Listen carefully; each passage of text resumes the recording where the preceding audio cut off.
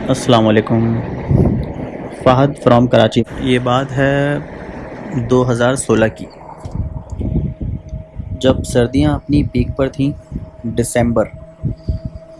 और मैं अपने 4 दोस्तों के साथ पाकिस्तान टूर पर था उन दिनों। और ये जो वाक़या हमारे साथ पेश आया ये है मरी का।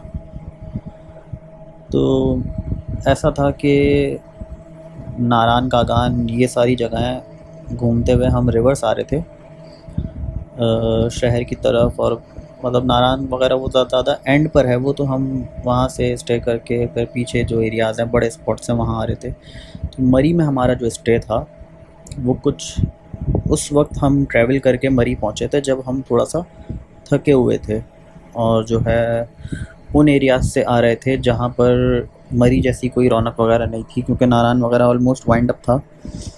तो बहरहाल जब हम मरी पहुँचे तो हमारा होटल जो था ना वो एक तो है मॉल रोड जो है, जो थोड़ी रौनक वाली जगह है, और एक जीपीओ से अगर आप सभी गए मरी तो जो नीचे की तरफ एक रास्ता जा रहा है लेफ़्ट पे, वहाँ कॉर्नर पर एक होटल था, बिल्कुल पहाड़ी के कॉर्नर पर। और उसके भी बेसमेंट में हमारा रूम था नीचे जाके, क्योंकि हम आए थे नारायण वगैरह से जहाँ वो वाइंड अप हो गया था नारायण, वहाँ सिर्फ कोई ऐसी रौनक नहीं थी। तो मरी जब हम आए तो काफ़ी एक्साइटेड थे, तो हमने मतलब दिन के टाइम पहुँचे थे, तो ऐसा कोई ख़ास हमने नोटिस भी नहीं किया कि रूम कैसा है और वो जो है मतलब होटल की लोकेशन क्या है। और हम सब दोपहर का टाइम था, एंटर हुए, अपना सामान वगैरह रखा और वापस बाहर आ गए। तो सारा तकरीबन घूमने फिरने के बाद कोई रात को ऑलमोस्ट 12 बज चुके थे ना, तो नहीं सॉरी, कुछ 7:30-8 बजे थे जब हम वापस होटल गए थे चेंज वगैरह करने के लिए।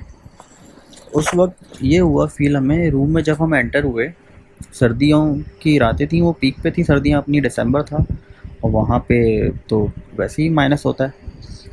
तो कंस्ट्रक्शंस की जो होती है ना शोर शराबा, जो दीवारों पे मतलब हथौड़े मार रहे हों और प्लस तो टूट रहे हों, कंस्ट्रक्शन एक तो होती है जो मतलब तोड़ फोड़ समझ लें, या और एक कंस्ट्रक्शन का जो शोर होता है जैसे काम हो रहा हो कोई बिल्डिंग में ऊपर। तो हम रूम में थे, वैसी आवाज़ें आ रही ना हमें, तो हम ये सोचें कि यार ये इस टाइम इस टेम्परेचर में यहाँ कौन सा काम हो रहा है। और वो होटल भी न्यू था, होटल की लोकेशन थोड़ी ऐसी थी जो कॉर्नर पर था और थोड़ा सन्नाटे वाली जगह थी, और बाकी होटल वो नया ही था। हमें लगा शायद छत पे कोई काम हो रहा हो या ऊपर वाले फ्लोर पे हो रहा हो। बहरहाल हम सब वापस चेंज वगैरह करके बाहर डिनर के लिए जाने लगे।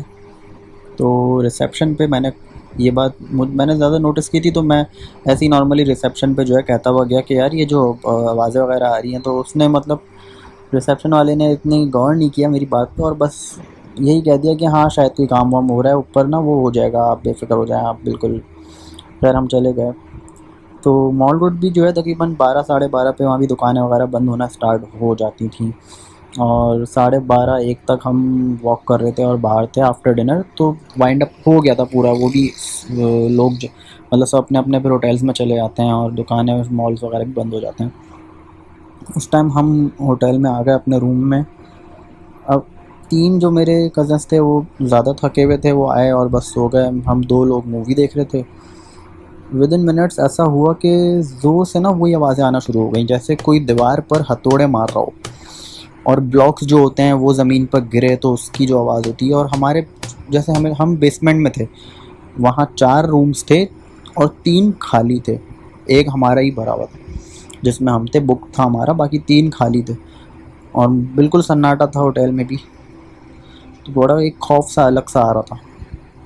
फिर हिम्मत करके मैंने और जो दूसरा कज़न जाग रहा था, हम उससे मैंने कहा कि चलो रिसेप्शन चलते हैं, इन्हें बात करते हैं कि हम भाई सोएंगे कैसे, हम ये इतनी आवाज़ें और इस टाइम कौन सा काम हो रहा है।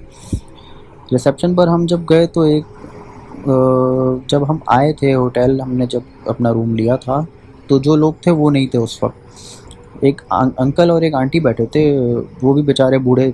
तो उनसे मैंने जब ये बात कही कि अंकल ये जो आवाज़ें वगैरह आ रही हैं, ये इतना शोर हो रहा है सर, ये किस चीज़ का है, मतलब ये इस वक्त कौन सा काम हो रहा है। तो एक मिनाज भाई, जब आप सामने किसी को कुछ ऐसी बात कहेंगे जो एक मतलब समझ लें कि मैं आपसे कोई ऐसी बात कह दूँ राज की जो आपको पता हो कि इसे किसी को नहीं पता ये और ये वो, तो वो जो शॉकिंग बिहेवियर होता है ना, वो वैसे शॉक्ड हुए थे वो दोनों, कि ये मैंने इनसे मतलब ऐसा क्या कह दिया, मैंने तो नॉर्मल सी बात कही थी। तो 2-3 मिनट खामोशी के बाद उन्होंने मुझे रिप्लाई दिया, बेटा नहीं ये तो जो है वो माल वाल कोई आया हुआ है, कुछ काम हो रहा है थोड़ा बहुत और अभी हो जाएगा सेट, कोई इशू नहीं है, आप लोग जो है आराम करें और बच्चे ये सही हो जाएगा। मैंने रिसेप्शन के सामने ही मेन गेट था और वो कॉर्नर पे होटल था, बैक साइड पे तो खाई थी, मतलब वो पूरा जो पहाड़ी के कॉर्नर पे था। तो मैंने कहा कौन सा माल सर, कौन सी गाड़ी, सन्नाटा पड़ा है बाहर तो। मतलब मेरे कज़न ने भी यही कहा कि भाई सामने तो गेट है और कौन सा रास्ता है। तो उसने कहा नहीं नहीं वो कॉर्नर पे है जगह गली के अंदर, वहाँ से इस तरह करके। खैर उन्होंने टाला, हम थके हुए थे, ऑलमोस्ट 12:30-1 बजे का टाइम था, सर्दी इतनी सख्त थी। हम चले गए रूम में। आधा 1 घंटा हुआ, मैं भी फेसबुक वगैरह सोशली मतलब फ़ोन यूज़ कर रहा था, स्क्रॉल कर रहा था।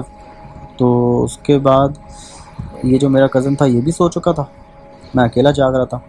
और यकीन करें मिनाज भाई के इतना मतलब खौफ सा था उस होटल में कि हम 5 लोग थे रूम में, 5 लड़के हम यंग, लेकिन हम लाइट ऑन करके सो रहे थे। एक अजीब सा डर सा था और एक वहशत एक होती है ना, वो थी।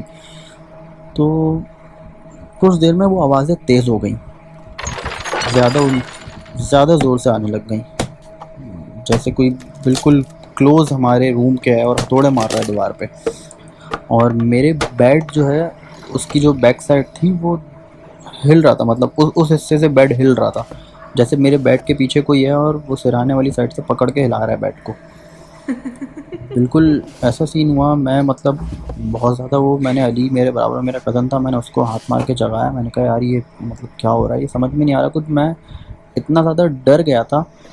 और क्योंकि हम ये शो तो मैं बहुत पहले से सुनता हूँ और हम लोग थोड़ा इंटरेस्ट भी हैं इन चीज़ों में, हम क्या हर कोई होता है इस टॉपिक्स में इंटरेस्टेड। तो ऐसे वाक़यात होते हैं तो जहन उसी तरफ जाता है कि कुछ गलत हो रहा है, किसी कोई और मतलब है कोई मखलूक, कोई ऐसी। तो कुदरती दिमाग भी इन जगहों पे जा रहा था और ज़्यादा हालत ख़राब हो रही थी। तो उसने भी मुझसे ये कहा कि यार फ़ाद आयतल कुर्सी पढ़ो, और मैंने भी आयतल कुर्सी पढ़ना स्टार्ट की। तो यकीन करें आप, आधा 1 घंटा तकरीबन ये हालत चल रही है, यही पोजीशन रही आधा 1 घंटा, इसी तरह आवाज़ें आ रही। और कैब कैब से कितनी बार ऐसा हुआ कि बेड हिला, और मैं आपको बता नहीं सकता, ऐसी उस वक्त पोजीशन थी, ऐसी हालत थी कि क्या करें हम। और ये मामला थोड़ा सा हुआ बेहतर और मुझे नींद आई और मेरी आँख लगी। सुबह उठते ही बाकी 3 से हमने ये शेयर किया, उन्होंने भी ये बात बताई कि उन्हें भी कुछ ठीक नहीं लगा, यहाँ पर कुछ अजीब सा फील हुआ। हमने उस वक्त फ़ौरन अपने बैग्स पैक करें, और जब वो आया होटल वाला, वो टॉवल वगैरह सारी चीज़ें रखना, शैम्पू वगैरह, तो उसने बैग वगैरह पैक देखे वो भी हैरान, क्योंकि हमारी 2 नाइट्स थी और ये पहली रात ही ये सीन्स हो गए थे। मैंने कहा भाई नहीं, हमें यहाँ नहीं रहना है। तो वो जो पठान था, वो फर्स्ट जो शाम में जिससे मुलाकात हुई थी रात में, वो नहीं आया था वहाँ पर काउंटर पे।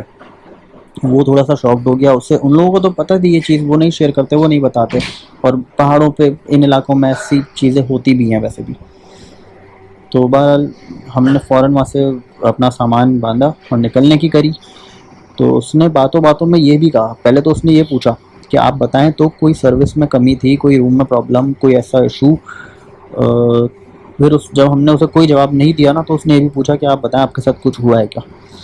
फिर मुझे थोड़ा ज़्यादा गुस्सा आ रहा था उस बात पे कि ये लोग बताते नहीं हैं, मतलब इस तरह की चीज़ें। एटलीस्ट बताता तो चले, कॉमन सेंस की बात है, कोई भी नहीं बताएगा कि भाई मेरे रूम में भूत है या XYZ ऐसे मामला हैं।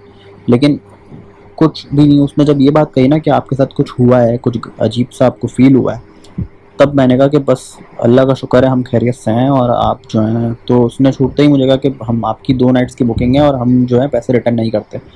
मैंने कहा भाई आप अपने पास रखो अपने पैसे, और हम तो लड़के हैं, कभी कोई फैमिलीज़ आए ना तो एटलीस्ट इस तरह के माहौल में किसी को ना रखो, और इन चीज़ों पे भी थोड़ा सा गौर कर लो, ये मामला अच्छे नहीं होते। तो उसने खैर डिनाई किया और हम बहसबाजी करके हम भी निकले। तो ये मिनाज भाई लाइफ का मेरा पहला वाक़या, मतलब जो लाइफ में मेरे साथ ऐसा हुआ है जो मैं कभी भूल नहीं सकता। सबसे ख़तरनाक वो रात, हॉन्टेड, ये आपसे शेयर करनी थी sir. Thank you so much.